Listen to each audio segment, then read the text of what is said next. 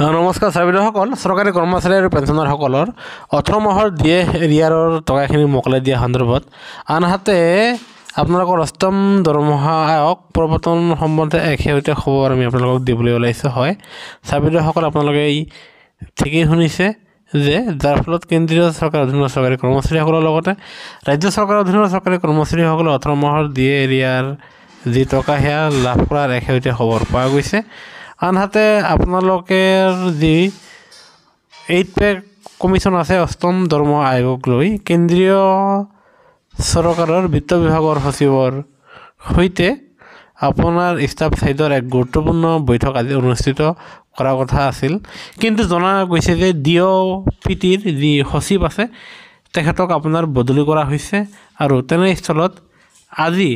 staff সাইডৰ লগত চৰকাৰৰ ফালৰ পৰা সচিবগৰাকীৰ সৈতে আপোনাৰ বৈঠক অনুষ্ঠিত হ'ব পৰা নাই আশা কৰা গৈছে যে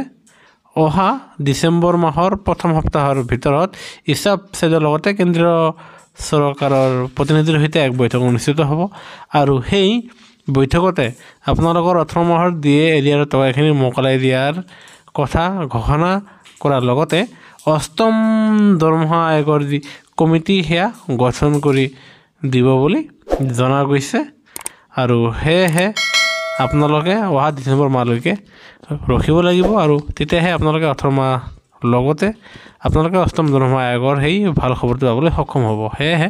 চৰকাৰী কৰ্মচাৰী আৰু পেঞ্চনৰ প্ৰতিটো শেহতীয়া খবৰ আৰু প্ৰতিটো শেহতীয়া জানিবৰ বাবে আমাৰ চেনেলটো নিশ্চয় লাইক কৰি